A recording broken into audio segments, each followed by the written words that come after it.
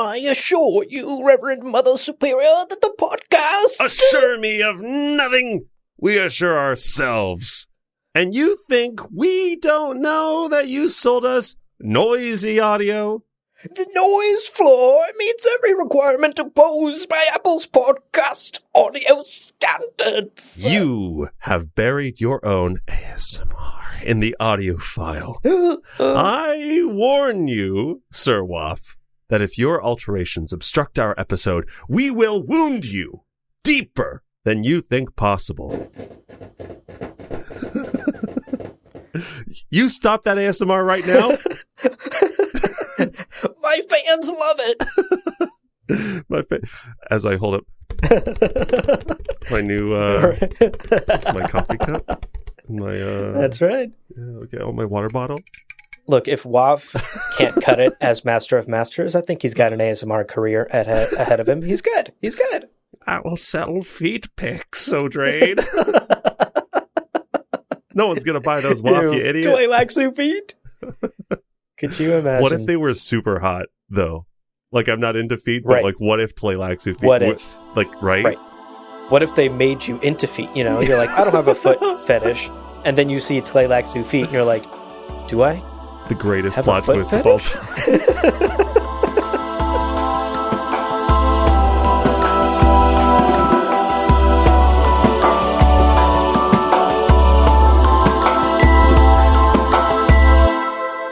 Welcome to Gom Jabbar, your guide to the iconic world of Dune. We'll be exploring the themes, philosophies, and characters found in the sandy depths of this vast universe, from Frank Herbert's groundbreaking novels to the adaptations on film and TV. My name is Leo. And my name's Abu. Oh, and today on the show, today on the show, Heretics. We are continuing our Heretics of Dune read-through. We got some great chapters today. Yeah, I agree. I say that every episode. I like this book. And you know, I as of last episode, I don't agree every time. Today, I do. Okay, cool. A great set of chapters today. Glad we're aligned sometimes. Now, to take care of some housekeeping quickly before we get to our chapters that were so much fun, today's episode will contain no spoilers beyond the pages and books that we've covered thus far. So if you are caught up with our book club series, you are safe to listen. Yes. And of course, a huge shout out here at the top to our Kwisatz Haderach level patrons, Rob Silver, Daniel, Dion, Roman Caballo, Jonathan Lambert, and C.R. Spruill. Folks, here's the thing. Yeah. I would never be compelled to bluff if we came to the negotiating table because I know, thanks to your generosity, you'd be here ready to negotiate in good faith. It's true. Yeah. And that is a rare thing. It is. And we appreciate it. And of course, our thanks and our appreciation extends to all of our patrons at every level who, frankly, we negotiate with at the largest negotiating table in the universe. Yeah. We could not make this content in particular without all of your support. So we thank you from the bottom of our hearts. Indeed we do. All right. Well, today's episode follows a familiar pattern. This is a book club episode, after all. So today, we're going to begin with a summary of today's chapters. Then we're going to dive into kind of a big, chunky takeaway. And then we're going to wrap up with some yummy, delicious spice morsels. Before we get into it, we're going to take a quick break. So, dear listener, don't go anywhere. We haven't even started the episode yet. Welcome back, folks. Let's dive into today's chapters, starting with chapter 22. Yeah. We hope you're fans of two people sitting in a room talking. Oh. Because that is chapter 22. The two people in question. In the left corner, we got Hedley Tuick. In the right corner, we have Darwy O'Drade. Ooh. The location, Tuick's private audience chamber. I'm sure no one can listen in to them in this private audience chamber. You'd be wrong if you believed that. Everyone is listening in. It's really insane ensemble. These private quarters are hardly private. There is a wide range of folks listening in. First of all, we have Waff, Master of Masters himself, plus his face dancers, listening in thanks to some colluding with Hedley Tuick. In addition to that, of course, O'Drade would not hold a meeting without having some acolytes and assistants listening in and taking notes as well. So we got some Bene Gesserit listening. Yeah. And we have a third faction involved here, and they're listening as well, folks. The Rakist priesthood is also tuning into this frequency. This might as well be a public broadcast in a private audience chamber. So it's also it's going out on public airwaves. So just like anyone on Rakist with rabbit ear antennas can just watch the whole meeting. You just find the right frequency. Yeah. Very easy. Very easy. Now, this meeting is happening in the first place because Tuick wants to reclaim Shiana from O'Drade's care. O'Drade is having this meeting because Sheaf is fully aware that the Tleilaxu are listening, and she is setting up a trap for the Tleilaxu in particular. Tuick is just a means to an end, just a tool she is using to get to the true purpose here, which is Waff. Now, throughout the meeting, O'Drade is just like outright dominating the High Priest. It's unreal. Yeah. It's unreal. He is utterly outwitted. He is outmatched in practically every sense by this incredible Bene Gesserit. And she plays him like a fiddle in order to get Waff to join the room. She's getting him to say all the wrong things, basically, to piss off Waff so that he will enter the room and so that the real negotiations can begin. She's playing this classic Bene Gesserit game of 5D chess, and Tuick came prepared to play tic-tac-toe. Yeah, I will say, as someone who was very impressed by Tuick earlier in the book, less impressed now. Again, we are juxtaposing him against one of the most intellectually capable people in the universe. So absolutely grading on a curve here. But you're absolutely right. The fact that Tuick doesn't even understand, because we learned that he's kind of been strong-armed into letting Waff listen in. Yes. But he so clearly has no idea the sensitivities of Waff that he's saying these things that are super incendiary, that are going to piss Waff off, having no clue the effect it's having on this person who, in theory, he has like a mortal fear of. Exactly. And again, her ultimate goal has nothing to do with Tuick. It's entirely to get Waff to come into this room so that she can speak to him face to face. And her strategy here is quite clever. She continues to bring the conversation away from Shiana and back to the Atreides Manifesto, this thing that has utterly pissed off the priesthood because it's full of heretical ideas that go against their religion, and in fact, many religions across the universe. Now, ultimately, the conversation between O'Drade and Tuick comes to a head when O'Drade's like, okay, training wheels are coming off. I know that Waff is listening. Let's just get him in the room. Right. And Tuick is like, what? Who's Waff? Waff? He's not. There's only two people in this room, you and me. Oh my goodness. It's so, again, he comes off as very bumbling in this scene. And yeah, this is just a tough look for our guy Tuick. And a tough chapter for him, if you know what happens here in a little bit. That's true. Waff ultimately does enter the room and sits down. But O'Drade notices that he is on edge. And it's clear to O'Drade, through her observation of minutia, that Waff is preparing to use his hidden dart weapons. Right. And that he is, in fact, not just prepared to use them, but committed to. He came in ready to kill everyone in this room. And that's exactly what happens. Waff makes his move. And in a truly exciting moment that once again shows us how effective of a Bene Gesserit and Reverend Mother O'Drade is, she thwarts this assassination attempt by breaking both of Waff's arms and dodging the dart that is directed at her. Unfortunately, Tuick, High Priest Tuick, doesn't quite have O'Drade's skills and is in fact hit by the dart. And that's the last of the High Priest. R.I.P. to our guy. Yeah, also shout out to O'Drade, because not only did she, of course, get into Waff's defenses and break both of his arms at the same time with like what sounds like a crazy yoga pose, she also controlled the moment of Waff's attempt, right? Waff could have chosen to attack at any given moment. Maybe he might have waited for Hedley to come into a better place. But instead of letting him choose, as the master of chess that she is, she has that moment where she says, by the way, High Priest, this Tleilaxu intends to kill both of us, and then like dodge attack, you know? So she's controlling the tempo. Right. So we see kind of subtly how O'Drade even still is in control of the situation. Yep. Even as Waff takes his kind of huge risk attempting to kill her. Yeah. That's a great point. His finger is on the trigger, but she's the one that primed the gun to like, launch so that she could dodge it in time. Exactly. Yeah. It's very impressive to watch O'Drade in action and at the top of her game. It's very exhilarating stuff. Now, the chapter wraps up as O'Drade patches up Waff's arms as best she can in the situation. She wakes him up and she interrogates him. Waff, of course, is not in any sort of mood to negotiate or work with the Bene Gesserit, but O'Drade plays an ace up her sleeve.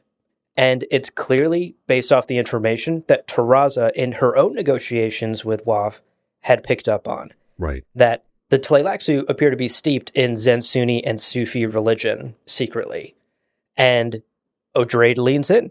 She says all the right words and performs all the right actions here to convince Waff that the Bene Gesserit also share the Tleilaxu's secret religion. We're aligned in this, buddy. We're not Powinda, okay? Yeah. We're part of the Great Kell. Yeah. It's in your best interest to work with us against the true Powinda out there, aka the Honored Matres. Right. And this totally works. Again, an incredible bluff from the Bene Gesserit based off of minimal data.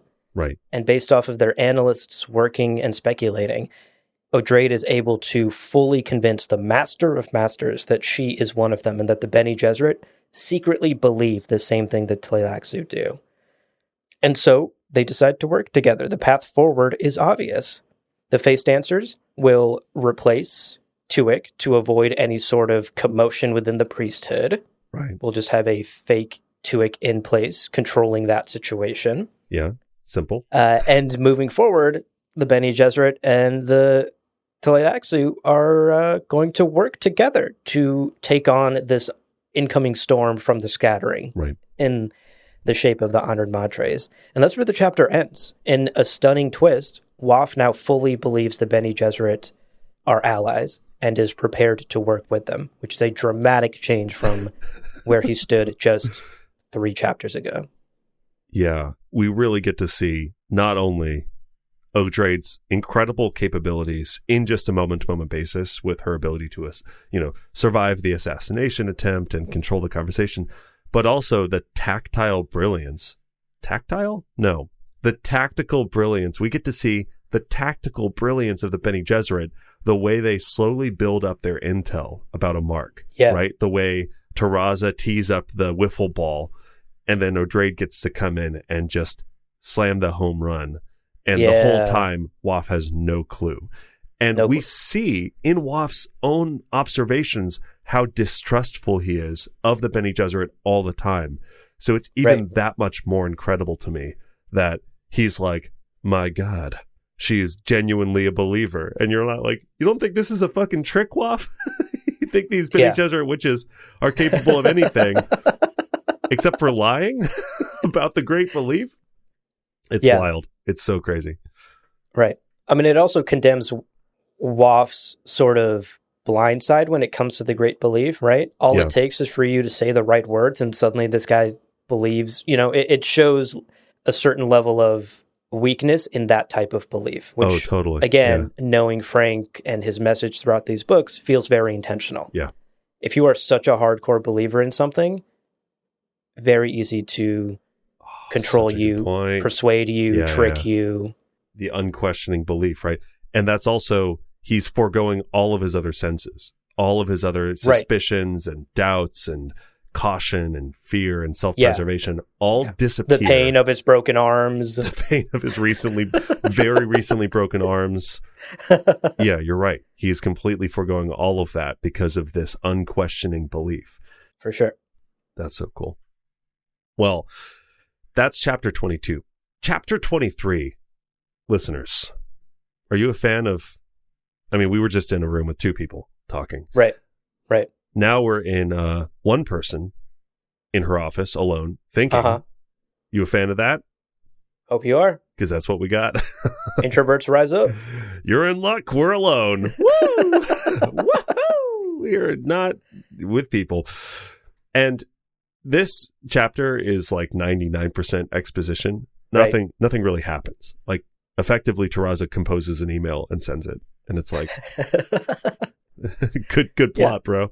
Yeah. But which, fine. If you consider that your full 8-hour workday, more power to you, man. Yeah, sometimes that is also my 8-hour workday. Listen, is composing one email. A well-composed email can take a while. I mean, That's people true. know. People know. You get salaried just by sending the right kind of emails. But here, let's talk about some highlights from the chapter. Yeah. So first, we get this hilarious look into Taraza's absolute disgust with the Bene Gesserit archives. She hates them. she's so petty. She really hates also the reliance on them. She doesn't like someone being an interpreter for the data. And the way that the data is kept requires that there be someone to say, here's what the data means, or here's the search result that you were asking for. And she hates that, even though it's a necessary part of her job. Right. It's also this like built-in bureaucracy that slows down the process, you know? She laments the fact that everything needs data and research and analyses before a decision can be made. Maybe let's just sign the contract. Why do we have to have 12 meetings about it first? Yeah. And as we kind of join her, she's reviewing a report on breeding projections with WAF, a really unfortunate combination of words. Oh. Yeah. So, okay, we mate with WAF. Ugh. I mean, he has sexy feet, but like, what else is going on? That's not going to make any sense if we edit down that intro.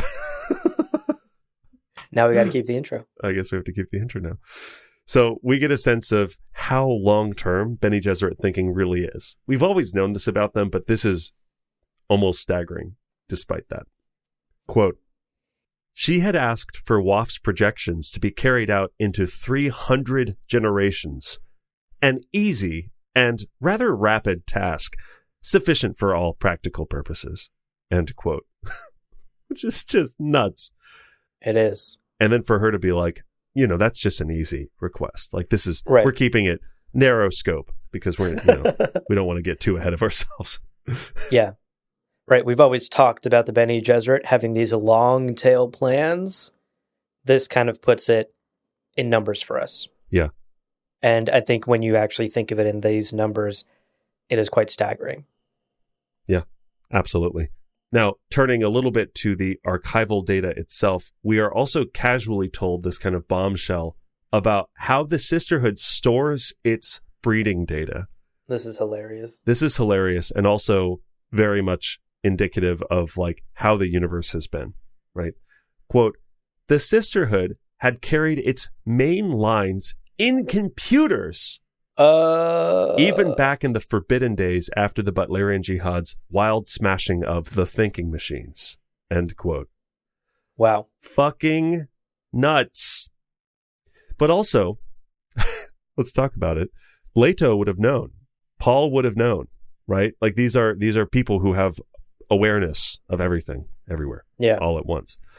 So when Leto is like towing the line with some of the requests he has from the Ixians, and people are going, "Oh my God, is that allowed?" You know, is the thing that Nayla uses to communicate with him, is that forbidden technology?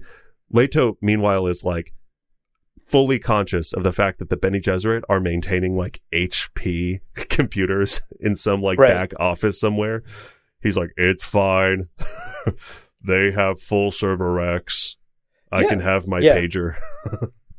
Well, I've always sort of understood it as like, it's just kind of an open secret that like the more powerful you are and the richer you are, the more you can sort of skirt the Butlerian Jihad. Totally. Even in last week's reading, or maybe it's in this week's reading, when we're in the No Globe, Lucilla and Teg are both looking at things that are like basically breaking the jihad. The Harkonnens have also been like skirting the lines of the prohibition against thinking machines for generations. And I've always got the sense that like the Butlerian Jihad is like a thing we've all agreed to, but if you are powerful and rich enough, if you're a great house, if you wield enough influence, if you can bribe enough people, you could get yourself an iPhone. Kind of do anything. Yeah. That's a really great point. And it's also very in line with the commentary that Frank often makes about society. Certainly. And the sort of weird, it's like, yeah, laws and rules enforce the people who are under the thumb of those in power, and those in power don't really fucking give a shit what the rules are. Yeah, and it's clear the Bene Gesserit were among those powerful, rich people that were clearly breaking the Butlerian Jihad for generations. And it's fun to get confirmation of that here pretty blatantly. Yeah, absolutely. It's really incredible. Now, Taraza, she's filled with doubts, even as her plans are kind of changing and evolving.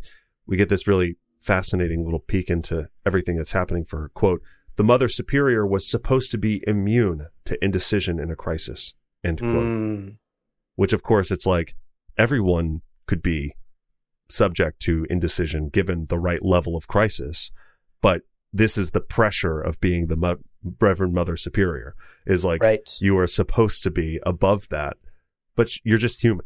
So it's like, it's an impossible bar to clear, basically. Certainly. And her doubts and her kind of indecision about all this leads her to wonder about the tyrant and his golden path, right? Leto, which is still kind of a mystery to the Bene Gesserit. Quote, "He did something to us that we have not yet unearthed, even after all of these millennia. I think I know what he did. My opposition says otherwise," end quote. So they understand, yes, humanity has been saved by the tyrant. Part of his plan, we now know, was to get humanity exponentially scattered across all of the distant stars. So we're good, right? But she goes, or are we? Is there more to it? Have we guaranteed humanity's eternal survival, or is there another thing that we have to get over? And are we a part of it? All of this feels very intentional. The pearls of his awareness being in these worms, and then a girl being able to stop. Is this all part of his plan? Yeah. Who's to say? And even, I think it was Teg in the No Globe is like, is this something that, why did Leto let them have this technology? Was this part of the plan? Did Leto know that we would need this safe spot? Like, everyone's wondering this. Thousands of years after Leto's dead, anyone who knows is going, did he plan for me to be in this room right now? Oh shit. Am I supposed to, should I do more ASMR? Did he expect me to do more ASMR? Is that what Leto expected of me? Right. Teg even has a throwaway thought where he's like, one could never escape the God Emperor's prescience. Yeah. Even now, thousands of years later, you can't help but wonder, did the God Emperor know I'd be here? Right. Are we still working within the bounds of his prescient visions of what he saw this far into the future? Or are we now in a wild, chaotic, unknown future that he simply set up? I personally think it's more the latter. Based on the evidence we were given in God Emperor, it doesn't appear that Leto looked that much further beyond his own death, outside of minor confirmations that humanity would still be around, and that any large existential threat was minimized or removed. I don't think he was looking at the specifics of Teg in a no globe 1,500 years in the future. I agree somewhat. I imagine the way that Leto would have dealt with it is he sees the Harkonnens amassing their wealth and putting all of this stuff in a no globe, and I see him considering stopping them or confronting them, and I see that being something that affects his assuredness of the golden path.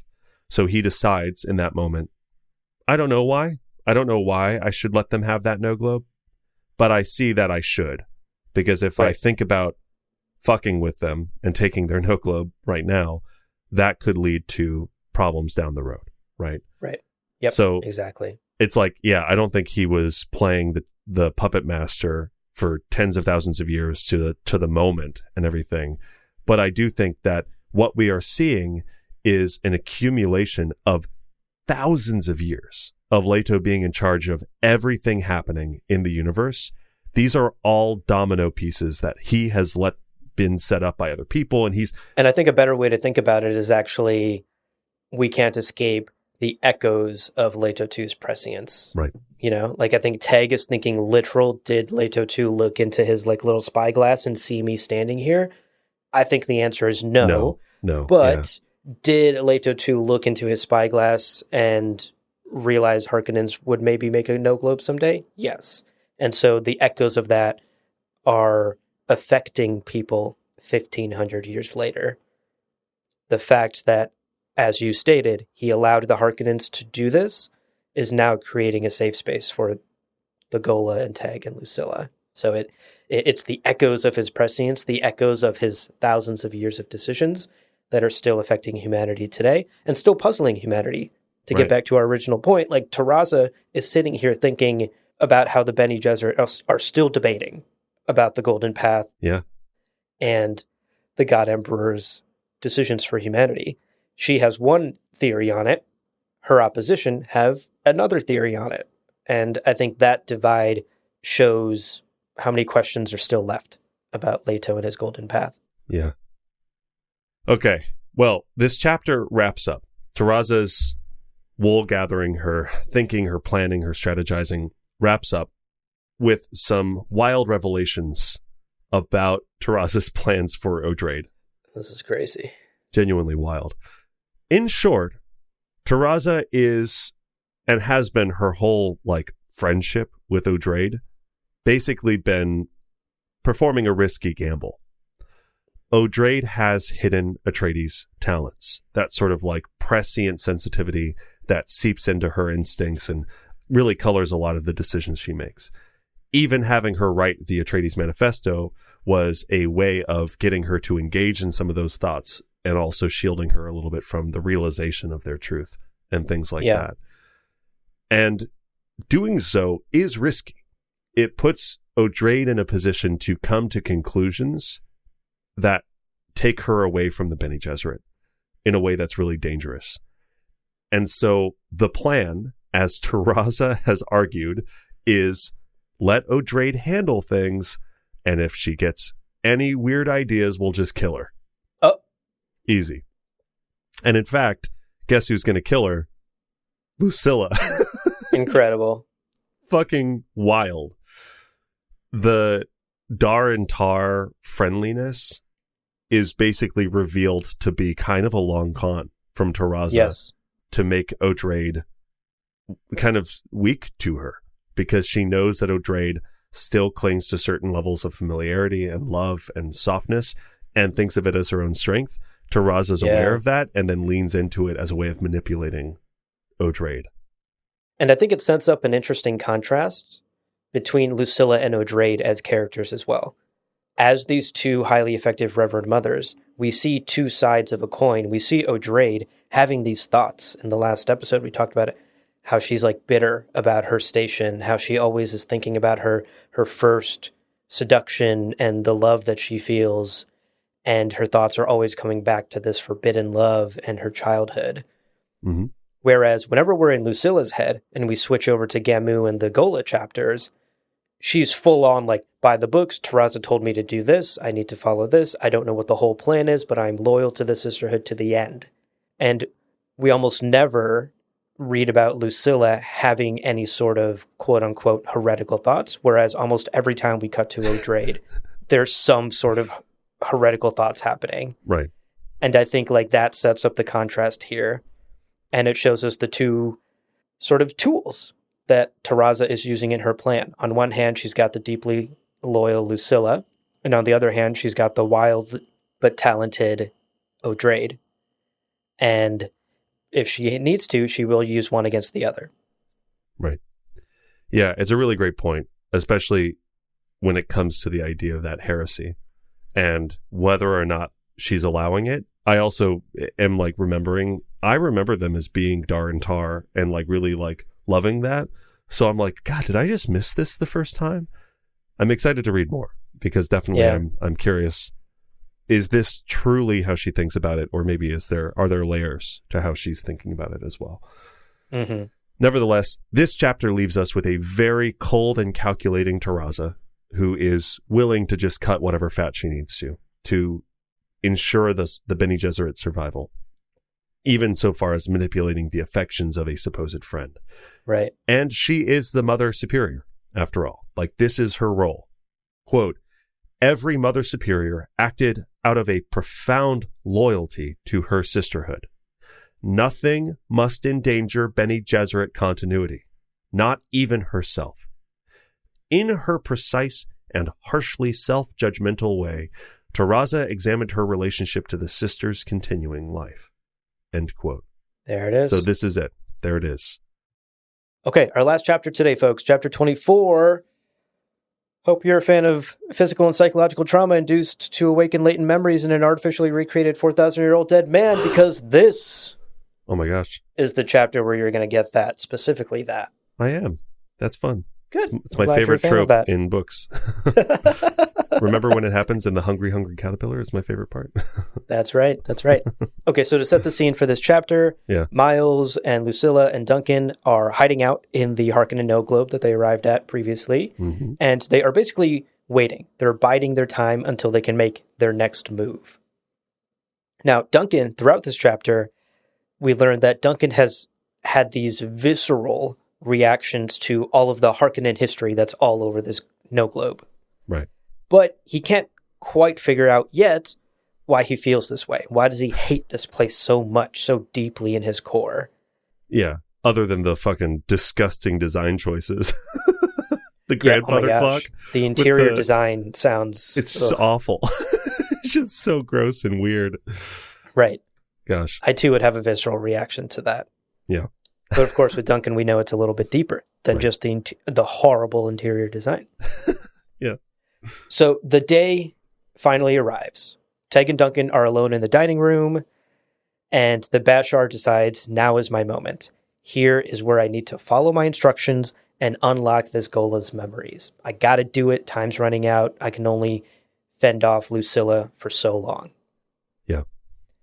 Now, the modern process, the current day process of awakening a Gola is quite different from what we know in past books and in past iterations of Gola awakenings. It's no longer this inducing this psychological break within the Gola himself. Rather, it's more this intense building up of mental pressure to a boiling point, followed by very precise and extreme physical agony. Those are the instructions given to Teg, and that's the process we see ensue here in the dining room.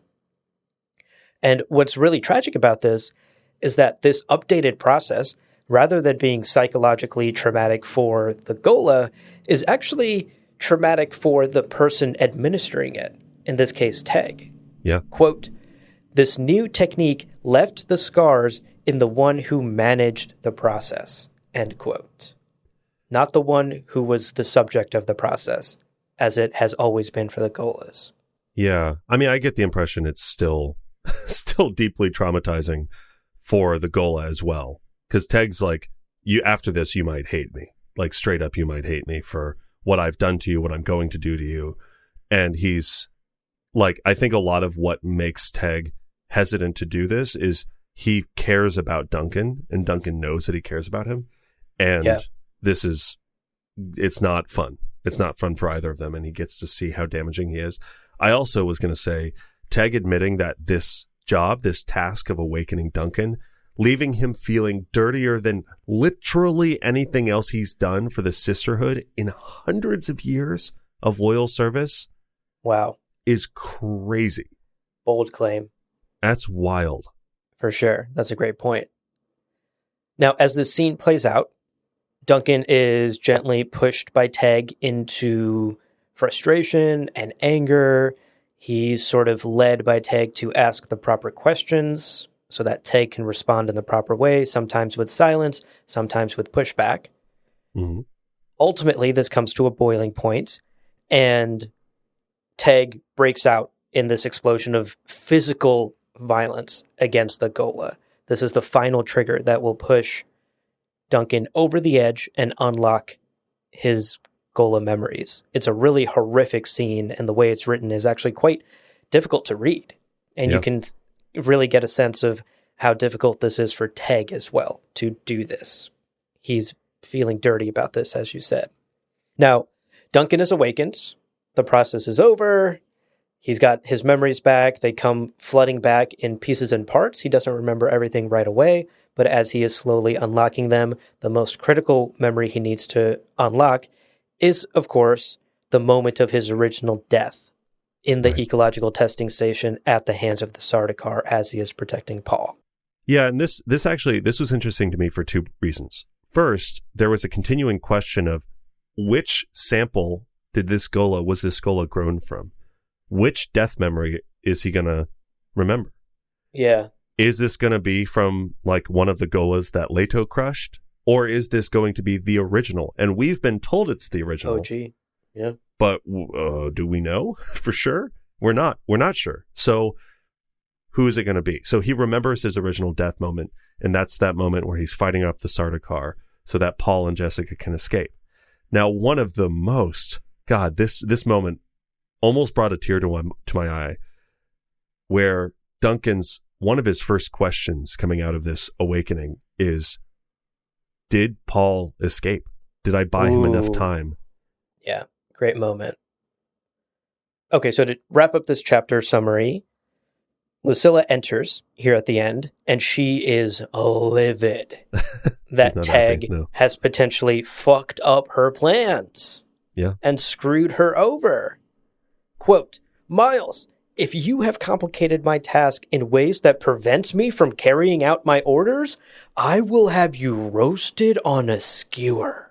Blah, End blah, quote. blah. She can't fucking touch him. I mean, clearly we see her try to use the voice on him and it literally just passes right through him. He ignores it. Yeah. It's like, funny to see. Use the voice. And he's like, and okay, anyway, I don't really give a shit. Anyway. As I was saying. Yeah. It's a great moment. And I think it illustrates how much a Bene Gesserit who doesn't know Teg and has maybe only ever heard of him truly underestimates Teg. I think maybe Taraza is perhaps the only Bene Gesserit that wouldn't underestimate Teg in this way. Even a Reverend Mother of Lucilla's skills and capabilities is constantly thrown off her game by Miles Teg. Shuang Yu, of course, utterly thrown off her game by Miles Teg. Yeah. He's running circles around some of these Reverend Mothers. It's crazy. Yeah. And again, I think really goes back to the fact that Teg does not comprehend or at least acknowledge his value and power. Like he knows that he can ignore the voice. He knows his mother taught him how to do it. But it's like, no, Teg, this really does make you one of the most capable people in the universe. Yeah, truly. Now, the chapter ends as a classic defiant, roguish Duncan. Recall, Incredible. He has his memories back now. Incredible. This is somewhat the Duncan we've always known. He is out here straight up teasing and mocking Lucilla because he has put two and two together and recognized that her next objective is to sexually imprint him. Right. And potentially breed with him. Right. And he's mocking her, toying with her, talking about how maybe we'll find ourselves alone in a room with some music, huh? Yeah. It's a really funny scene, and it continues to obviously push Lucilla's buttons as well. She is very much stomping her feet on the ground in this moment. And the chapter ends as Duncan begins humming this old Gurney Halleck tune that comes to mind. Incredible. As in his mind, he sees this like vision / not vision of a dead Lucilla awash in blood. And that's where the chapter ends, with this like horrifying bit of potential foreshadowing. So good. So exciting. I want to know more. I want to keep reading. For sure. These chapters in particular definitely made me want to blast through the rest of the book, because now we're really teasing some dramatic stuff to come. Yeah. Now, before we get into our takeaways, let's take a quick break. Yeah, let's do it. Let's digest these chapters before we dive a little bit deeper. So, folks, stick around. We'll see you in a minute. Welcome back, everybody. Hope you enjoyed your break. Let's talk about Manager Taraza. Yeah. Taraza, the Reverend Mother Superior. She's got her big boss hat on in today's chapters. That's right. And her thoughts reveal a lot of really interesting aspects to not only the inner workings of the Bene Gesserit, but also the burdens of being a leader. Hashtag couldn't be me. Begs the question. So the Bene Gesserit, unlike any organization we know of in our world today, but to be an effective leader of the Bene Gesserit, do you have to be cold and detached? Is this a necessary piece of what it is to lead a group like the Bene Gesserit? Or could you be like the kind of lovey-dovey, loyalty up and down like Tag or Duke Leto? I think this chapter shines some light on at least Frake's interpretation and at least the decision that Taraza's made about her leadership style, right? Definitely. I mean, let's get right into it. We get a lot of fascinating insight into this management style that Taraza has chosen. Yeah. Starting with, as we stated in our summary, this frustration she has with the archives and the necessity for them, and the necessity for then archivists to become this conduit between her and understanding all of the information. And it's very apparent that Taraza doesn't appear to trust her subordinates and loathes having to rely on them. Yeah. Loathes this idea that she is dependent on them. Quote, "You could never consult archival records in a straightforward manner. Much of the interpretation that emerged from that source had to be accepted on the word of the ones who brought it, or, hateful, you had to rely on the mechanical search by the hollow system. This, in its turn, required a dependency on those who maintained the system. It gave functionaries more power than Taraza cared to delegate." End quote. That's wild. This is a book being written in the 80s, but it's true even in conversations about surveillance and who has information about you, and you're browsing in private mode. Ooh, nobody knows what you're doing except for your ISP. Yeah. The same thing, you have to rely on the people who maintain the systems at some level. Yes. There's really no point at which you can be like, I know for sure where this begins and that ends, unless you are literally building the system yourself. And we are so far beyond that in today, but also for Taraza. Taraza is not an archivist. Yep. Taraza is not creating those hollow system. She's not maintaining those mechanisms. So she has to trust them clearly beyond where she wants to. I love that. Yes.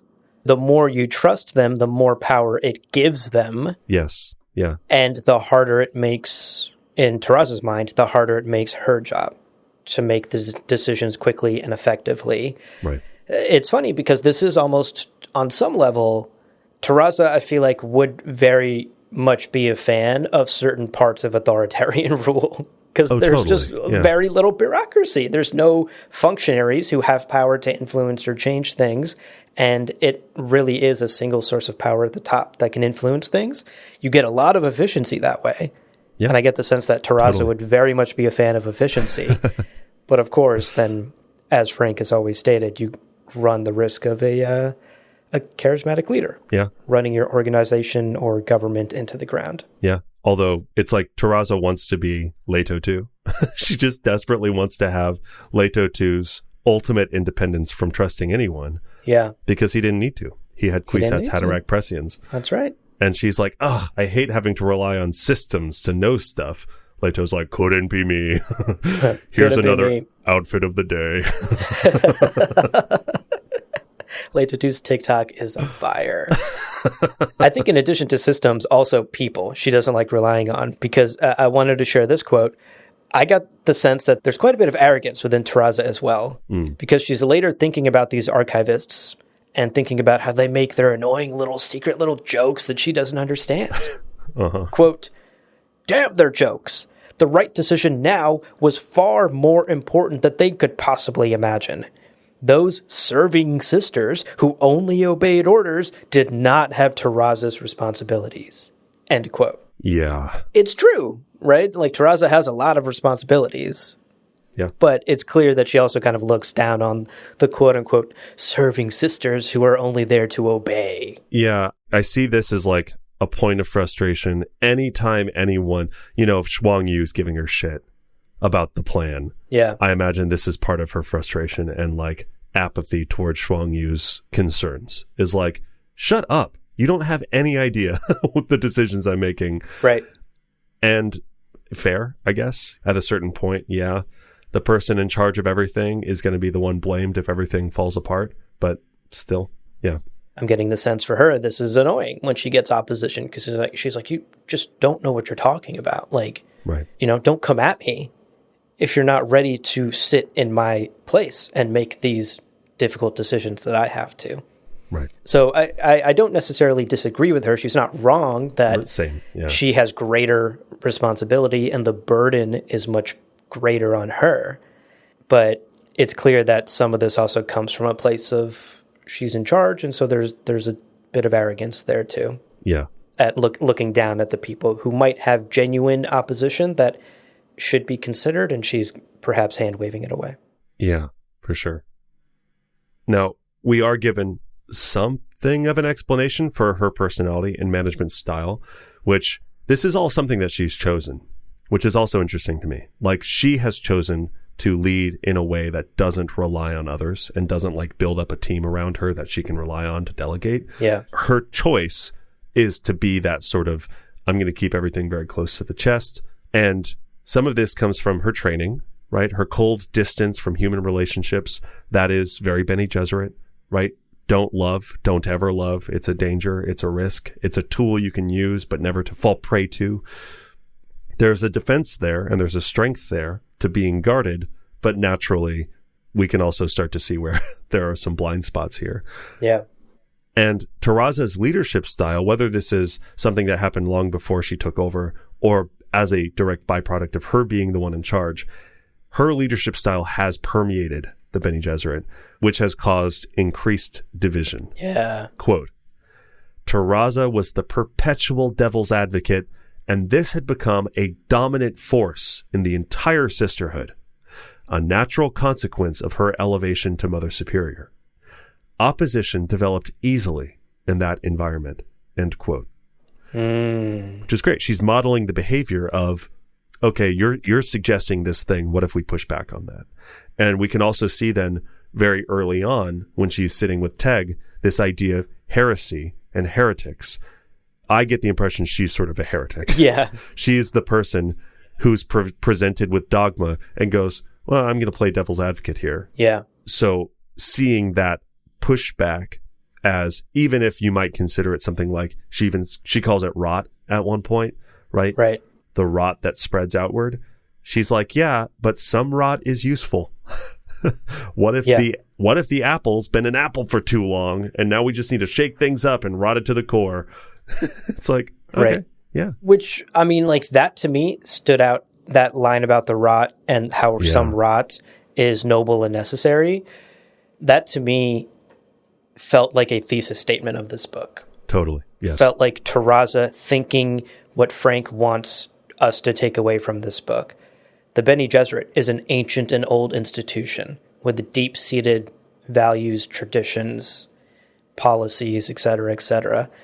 And it takes someone like Taraza, who's cold and distant enough from those policies and those traditions, and who has this tendency toward being a devil's advocate to shake things up, Like, in essence, like, what we're being told here is that Taraza is shaking up things in the Bene Gesserit in ways that make some of her colleagues uncomfortable and defiant. Totally. Yeah. Which is why she is seeing more opposition from folks like Shuang Yu.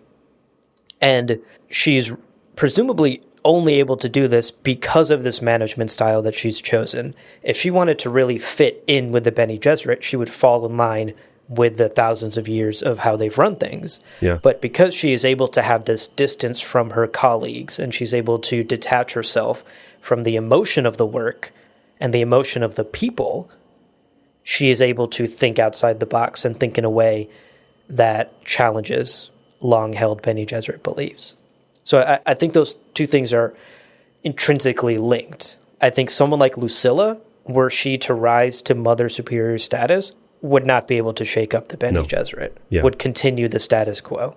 Much more conventional in her thinking, much more obedient to how have things been done in the past, stuff like that, versus Taraza, who's like, yeah, same thing. When I saw that sentence about the rot, some rot is good, I was like, okay, so we're talking about heresy.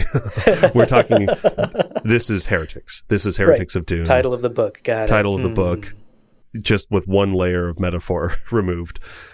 Yeah, she has cultivated these pressures that exist, the sort of devil's advocate ideas, she's the opposition. These are things that exist within her sisterhood now, and they are good. Those are good pressures for keeping people in line and making sure that the tensions that exist are productive and helpful for the Bene Gesserit, and eliminating those that aren't, right? Yeah. And you know what comes to mind for me? You made that comment earlier about Taraza just wanting to be Leto too. Yeah. But consider the parallels we're already seeing. She comes in and is doing something deeply unpopular in order to save the Bene Gesserit from themselves, from their own stagnation and their own status quo. Yeah. She comes in, shakes things up, does something deeply unpopular, causes division. Some people don't like this. Some people, like Quoteg, are trying to rebel. You know, like you could draw a straight line between Shuang Yu and Quoteg and the rebels. Quoteg is so much cooler than Shuang Yu. Quoteg so much cooler. Fought wolves with wolves. Could Shuang Yu fight wolves with wolves? I think not. No. I think she'd probably just kill them with her hands. Yeah. But I think there are quite a few parallels between Taraza and Leto too when you think about what she is doing to the Bene Gesserit as a microcosm for what Leto 2 did to all of humanity. Yes, 100%. And I think it's interesting to think of her decisions in that way and to kind of see it in that light. Your comments about Leto 2 just made me think of that. Not to mention, all of her frustrations in this chapter is her attempting to do what Leto 2 did without the information that he had and going, fuck, this is hard. What the hell? Right. I get the impression she would. I don't know. I can't recall if we get specific insight about how she specifically feels about Leto 2, but deeply sympathetic, I'm sure, to him being the one in charge of all of humanity for 3,000 years. Yeah. She would, more than almost anyone else in the universe, be like, oh, yeah, that sucks. Right. Yeah, that's a sacrifice for sure. Yeah.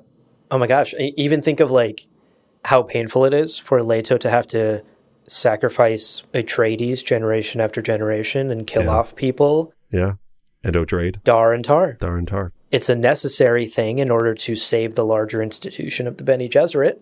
Doesn't mean it's not painful. Yeah. He's loved every one of his companions. Loved everyone. And although Taraza, I'm sure, would be like, well, I don't love anyone, I think we see the difficulties of some of these decisions that she's making. For sure. I don't think they'd be as hard if they were purely emotionless. I'm starting to feel like, based on our conversation and based on how this chapter felt, I think I'm purely emotionless, I'll kill Odrade if I need to.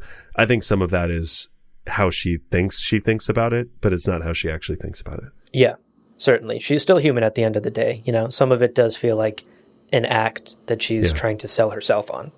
Yeah. This is the leader I should be. Isn't that the thesis of the Bene Gesserit? They're like, we don't love, and it's like, do you not?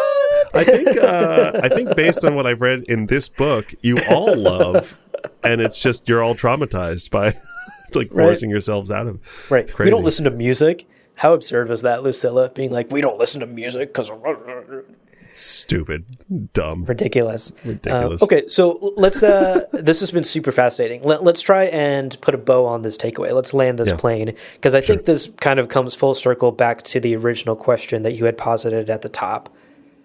Is this type of leadership style required in order to effectively run an organization like the Bene Gesserit? Do you have to be cold and detached from your employees, from your colleagues, in order to be an effective leader? I think that's an interesting question that applies not just to Taraza and this specific situation, but also to the real world as well. What do you think? Yeah, I think it's hard to say.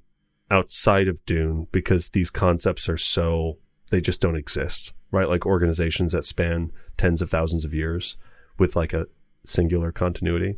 What is it like to lead that? I don't know. I would like to think that people like Teg, whose loyalty is upward and downward, right? He is loyal to Patron as much as he is loyal to Taraza.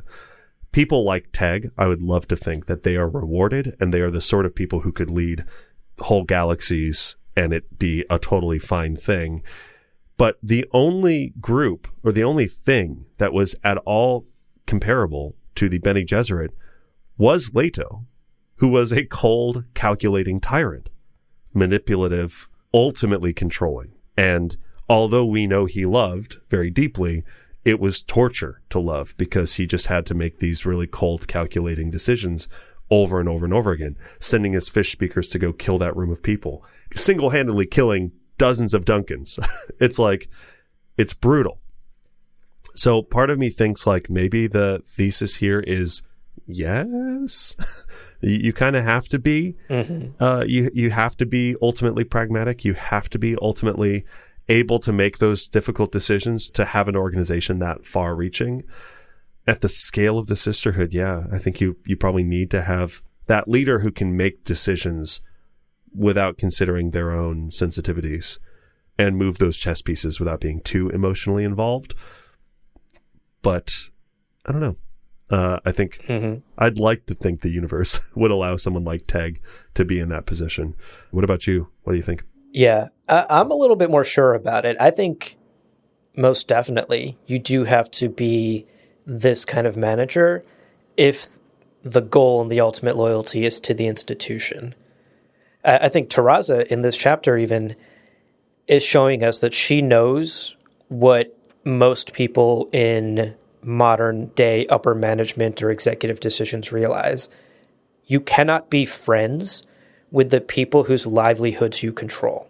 That's just a dynamic that doesn't work because the power differential is too much. There's a weird power dynamic there. You can't be friendly with people whose paychecks you're signing. And if you do cross that line, it can cloud your own judgment when it comes time to make larger, more difficult decisions that are ideally in the best interests of the organization. Because as the leader in Taraza's position specifically, not as like a middle manager, in Taraza's position, top of the top, Mother Superior, your first loyalty is to the institution. And we, in fact, read that quote earlier today in the summaries, where it explained explicitly that the Mother Superior's main job was to make sure the Bene Gesserit continued as a sisterhood. Yeah. And so I think this type of detached management is necessary at that level, regardless of the scale of the institution.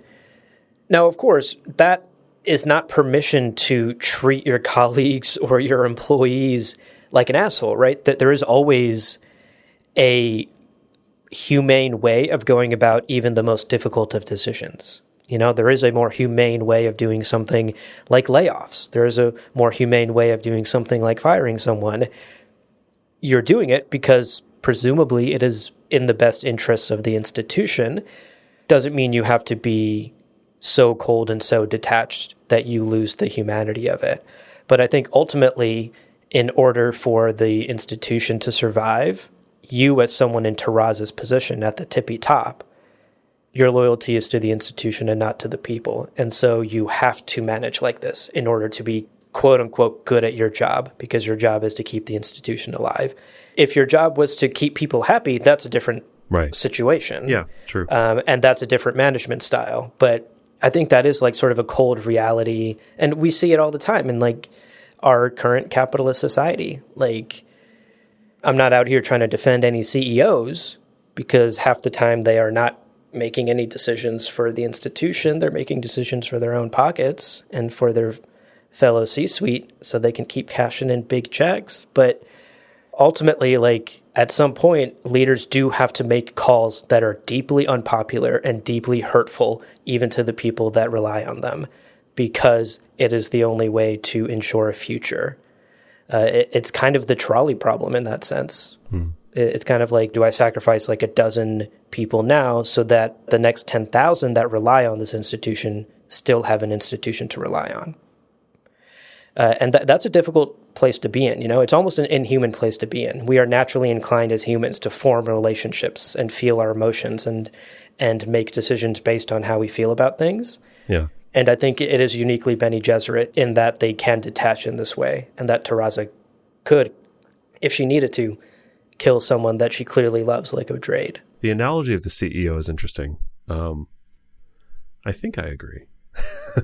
But there's also that element of like, when we talk about being cold and detached as a necessity, cold detached management style is a necessity. You have to make calculated decisions, but do you have to keep everyone at arm's length? Or is it a sign of weakness? Is it a sign of Taraza's weakness that she can't have friends but still make cold calculating decisions?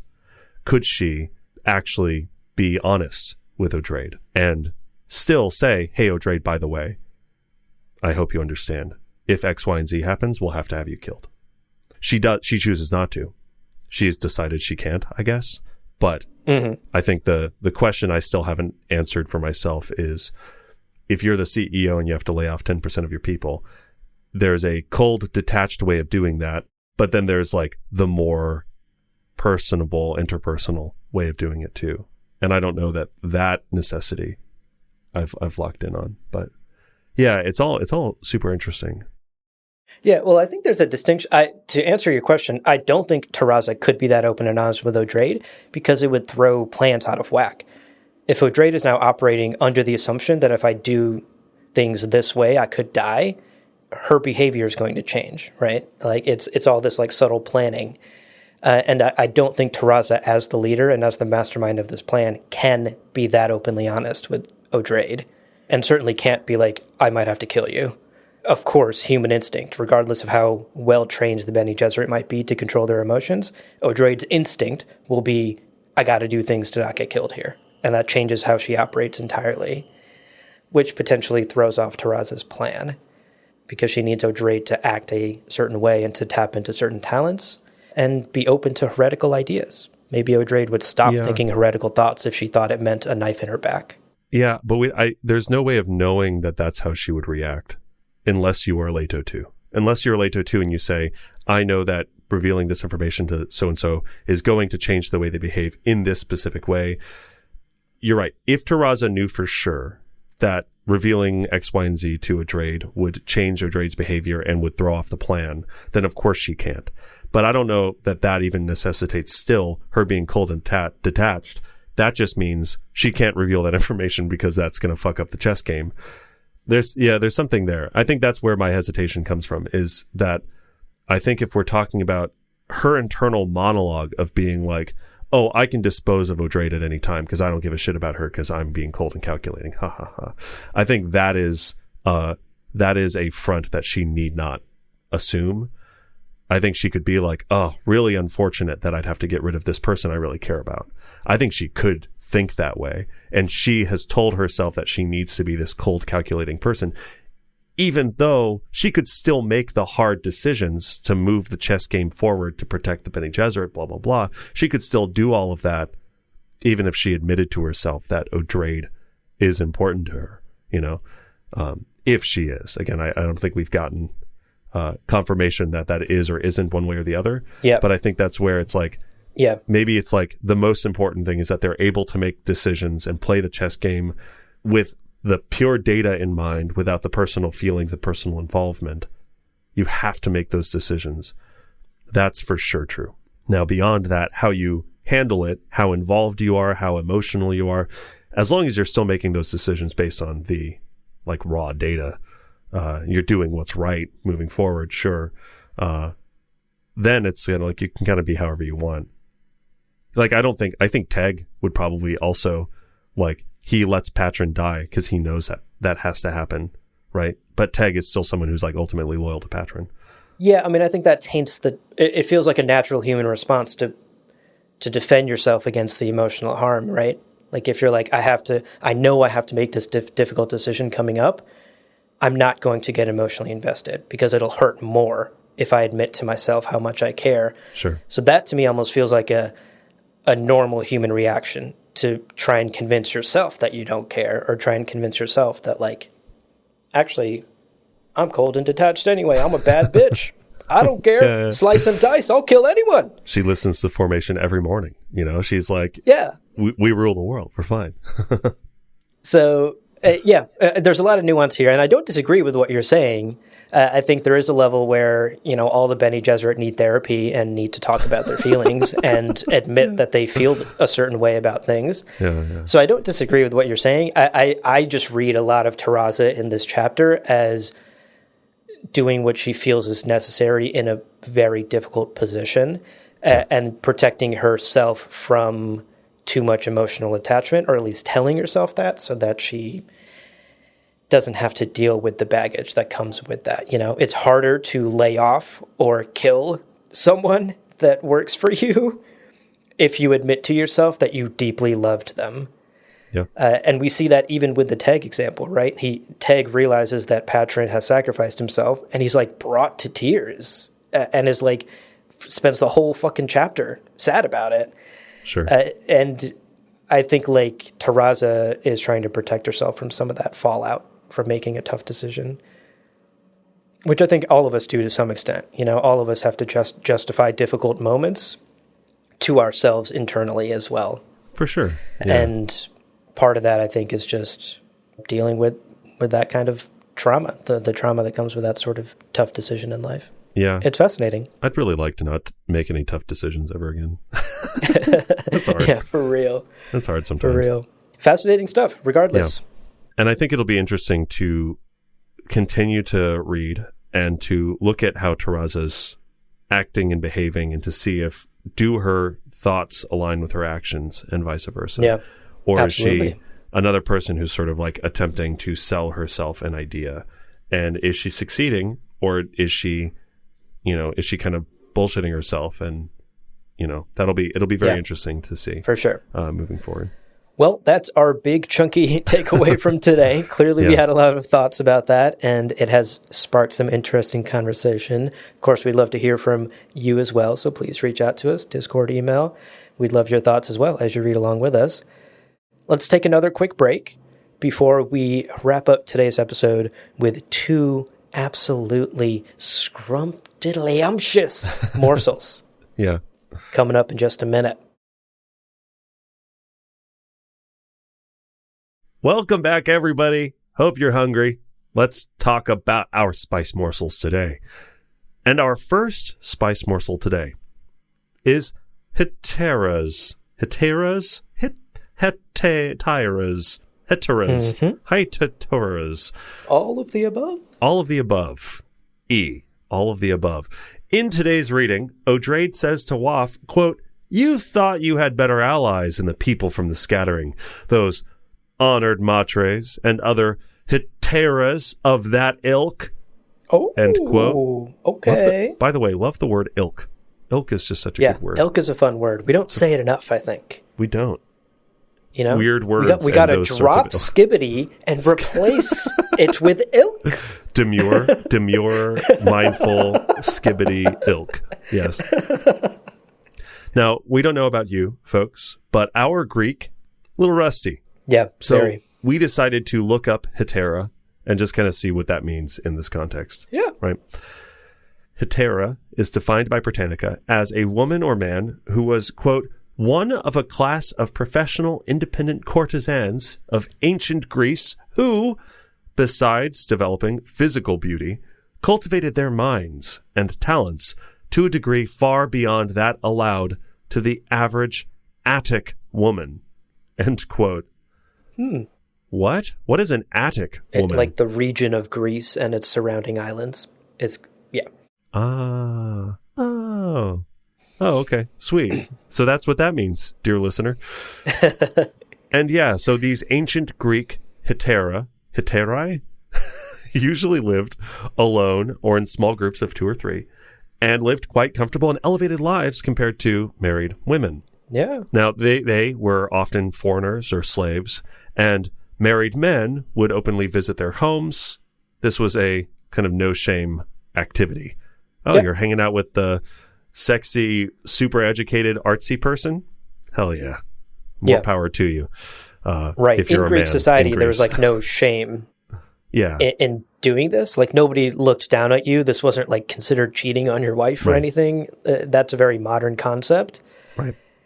From my research, it was clear that like marriage in Greek society was almost never about love, mostly political, mostly based on class and other factors, wealth. Yeah. And so like being married to your wife was practically just like a contract you signed and had nothing to do with like who you were actually sleeping with. And so a lot of married men would just like openly go to these hetera houses to spend time with these heteras. With the courtesans. Yeah. I also saw comparisons to the like modern idea of a geisha, right? Someone who's a musician and a poet and could compose haikus, and you're like, whoa, you're so talented, you're so skilled. Yeah. And not always, at least from what I was seeing, not always all about the sex. It's also about the companionship and the, again, being entertained. Absolutely. Whatever that means. Yeah. Folks, intimacy is about so much more than butts and other things. Butts and other things. That's what we specialize here at this hetera house. And yeah, sometimes you think intimacy is 4 syllables. Sometimes intimacy is 5 syllables, 7 syllables, and then 5 again. That's a haiku, folks. Anyway, so Odrade, throwing this as like an insult, kind of, it sort of feels like she intended it to be they are sex workers, or kind of that kind of demeaning, looking down on that.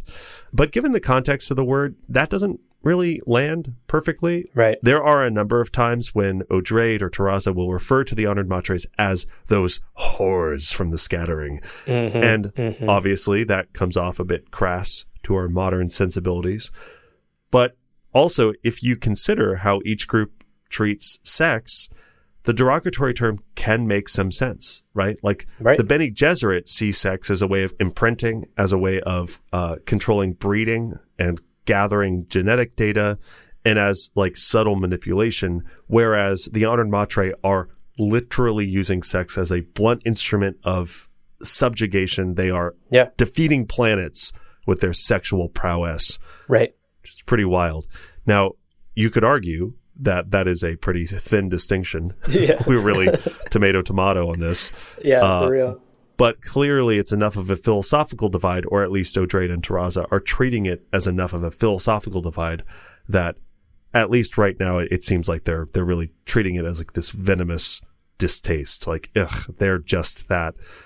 Anyway, so that is our first morsel, the heteras of the scattering. The heteras. That's right. Our second morsel today Yeah. is a banquet, folks. Is a museum display of a banquet. This is super interesting. In today's reading, we get this epigraph. Quote, "The long table on the right is set for a banquet of roast desert hare in sauce sapida. The other dishes clockwise to the right from the far end of the table are aplomage Syrian, chukka under glass, coffee with melange. Note the hawk crest of the Atreides on the urn. Pote, I don't know how to say that word, pote. And in balut crystal bottles, sparkling Caledon wine. Note the ancient poison detector concealed in the chandelier." End That quote. a snooper? It's a snooper. That's a snooper. Super fun to get this epigraph here. For the sharp-eyed and sharp-eared listeners, that might sound familiar because that is practically word for word lifted from the banquet scene in Dune, as in the first book, 5 books ago. That is a exact description of the Atreides banquet scene. Yeah. I just wanted to point out, so of course, this is Frank referencing the first book that he wrote. Yeah. And you go, okay, author referencing his first book, sure. But as always, I would like to be able to account for these things in universe, right? Without like defaulting to this is just the author being cheeky. So the idea that the description of the banquet scene that happened in that first Dune book at that dinner scene, the description is on the museum plaque on the museum description plaque is to the detail accurate. Right. Yeah. 5,000 years later. What are the fucking chances? We get shit wrong about 200 years ago in museums today, let alone 5,000 years describing exactly each dish in its order on the table and all of that. Mm-hmm. I think, here's my tinfoil hat theory, almost certainly, if that is what the plaque in this museum read at Dar es Salaam, that means that someone, the person who wrote the description or provided the written description, has a source with other memory. That's my theory. Yeah, that makes sense. Because how else do you fucking account for every dish is right, the order of them, everything is exactly... I'm like, hell yeah. That means that I think the Bene Gesserit or someone was just being cheeky. They had other memory. Someone at that dinner party that night has a direct descendant. Yeah. Who's involved in the Dar es Salaam Museum curation. Or Leto wrote about it in his journals because he would have access to that banquet scene. And maybe the source is Leto's journals as well. That's which, true too. Again, to your point, is a direct line of other memory connection from the banquet scene to modern day. I don't think I've told you about this meal that was really good. I think about it a Let me lot. describe it in tiny detail. Yeah. Everyone's like, whoa, thanks. Yeah, totally. That's a great point. You're absolutely right. We get facts wrong about things that are only a century or two ago, and to get the exact details correct for something from 5,000 years ago, yeah, you got to have a strong source, for sure. But I hope you're hungry, folks. Let's talk about some of this food. Some of these words are interesting, and some of them don't mean anything. But let's talk about it. Roast desert hare in sauce sapita is the first dish that is described to us. If we break that down, roast hare is pretty self-explanatory. Mm-hmm. And the sauce, I looked up the word sapita in a number of places, and the only thing that sort of makes sense, there is like a baseball player named Sapita, which made this incredibly difficult. Yeah. The only thing that made sense is there is a small municipality in Spain called Sapita, and so maybe this is just sort of a throwaway reference to Sapita, Spain. And sauce from that location, or inspired from that old Terra location. Right. The next dish we're told is oplomage Syrian.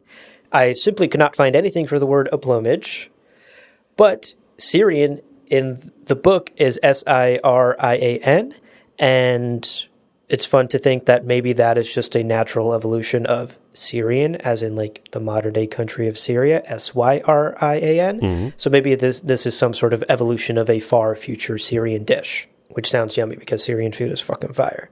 Yeah, agreed. The next dish is more interesting. We have a bit more details on it. Chukka under glass, we're told. Now, if you look in the Dune Encyclopedia, in the entry on Fremen cooking, we actually get a definition for chukka. Quote, meat was often roasted. Desert hare and chukka, a fowl, were the most common. Or a savory stew might be made of meat and roots. End quote. So there we go. Chukka is a fowl. And if you look at what under glass means, that basically just means that it was served on a plate with a glass dome on top of it. Yeah. Like you might see at like a pastry shop, like pastries with little glass domes on top. Or you see this at Starbucks. And even going back to that first Dune reference of this banquet, there's a mention of Leto telling the servants to like reveal the things. And so definitely there was a feeling of a lot of these things are covered either by something like a metal, pot or like a glass dome or something. Yeah, for sure. The next dish that's listed here in this description is patatois, you said? Is that the way to say it, maybe? Patouille, it's because it's, patouille. I think literally the spelling it's French. So that's like pat au feu, patouille, patouille. Right. Something like that. Yeah. Right. Pot of something. Yeah, exactly. And it's fun to maybe like assume that this perhaps loosely inspired by the French dish, pot au feu. You would know better than me. Pot au feu. Mm-hmm. Pot au feu, which means pot on the fire, and is actually the national dish of France. Hey. This is typically a stew that's composed of meats mixed with carrots and potatoes and various other vegetables, depending on your specific recipe. But perhaps on the Atreides table, we have something very similar to the national dish of France, some sort of stew. Hell yeah. French food surviving until 10,191 AG. That's right. And to wrap up the spice morsel, of course, there's a couple of other things listed here that we've talked about before on the show. Spice coffee, sparkling Caledon wine, and then, as you called out earlier, that reference to what we know was very likely a poison snooper at the table as well. All of those things we've chatted about before. But fun to sort of break down the dining table here of the Atreides based on this description and based on a couple of little assumptions here. It would be fun. I personally would definitely buy a Dune cookbook. If someone were to take dishes inspired by Dune and, you know, make some like leaps of assumptions here to make yummy things, I would definitely try and cook chukka under glass. Same. Or try and make a plumage Syrian if there was a recipe book for it. So for any entrepreneurs out there who love to cook, there's an idea for you, a freebie. Every recipe has a handful of sand in it. Oh, God. Ew, this one too? Listen, sand. It's rough. It's coarse. It's everywhere. Well, those are our morsels, and that's our episode. That's it. So, dear listener, we have some homework for you. As always. For the next episode, make sure that you've read through chapter 27, what a good one, which ends with the sentence, quote, "No need for him to be reckless." What? What? You'll have to read to find out. Mm-hmm. So yeah, that's chapter 27, or if your book is different than us, the one that ends on that sentence. That's right. And before we let you go, as always, a couple of quick reminders here at the end on how to support this show. Yeah. And how to keep in touch with us. The two best ways to support this show is to become a patron or get yourself some Dune-themed swag from our merch store. If you're interested, those links will be in the show notes below. Please go check them out and help us keep this show running. Indeed. And as always, we love to hear from you. So send us an email. gomjabarpodcast@gmail.com is the place. That's what you typed into the little thing and you say, hit the subject and send. We want to hear your thoughts and questions about the reading. We want to see pictures of your cute pets if you've got them. And other thoughts about Dune, questions, comments, concerns, feedback about the show, anything. gomjabarpodcast@gmail.com. That's it. And that's it, folks. So how quickly do you think Waff is going to offer Odraid feet pics? Like, do you think this is going to be something that happens much later in their conversation? Do you think he's like really right on the edge of it? Like darts, step 1, step 2, take off the socks, let her see the goods? No, I like to think it's a deeply held secret. Oh. Like you take your feet to the grave in Tleilaxu culture. Most of us take our feet to the grave, as it turns out. But socks at all times. You cover up. Oh, don't even let an ankle slip, okay? Oh my gosh. You're going to be misconstrued for a hetera if you show people your ankles. That's right. No, I think Waff would rather go to his death than reveal his sexy, luscious feet. Even to a fellow believer like Odraid. So just being part of the Kel, you don't get the feet pics? No, I don't think so. I think that's rare. I think you save the feet pic for a lover. Okay. And for God. Leto's like, I don't want them. Please stop. Don't stop save them sending for me. me unsolicited Tleilaxu feet pics. God damn it, I hate them so much. People are like, you hate them because of X, Y, and Z? And he's like, sure. Right. Yeah. That's the reason, same as you. Nothing specific to me being their god. His phone is always popping off. Ding, ding, ding, ding. God damn it. More fucking feet pics. Can't even block them fast enough, you know.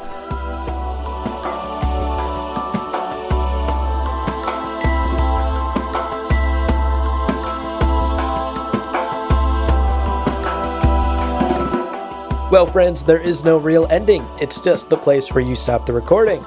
But this podcast is always one step beyond logic, so help spread the word of Muad'Dib and leave us a review on Apple Podcasts and Spotify. And be sure to check out the other shows on the Lord Party Podcast Network on lordparty.com. You can also follow us on Twitter and Instagram. We're also on TikTok at Gomjabar Podcast. Thank you so much for listening, and remember, whoever controls the podcast controls the universe. We'll see you on the Golden Path.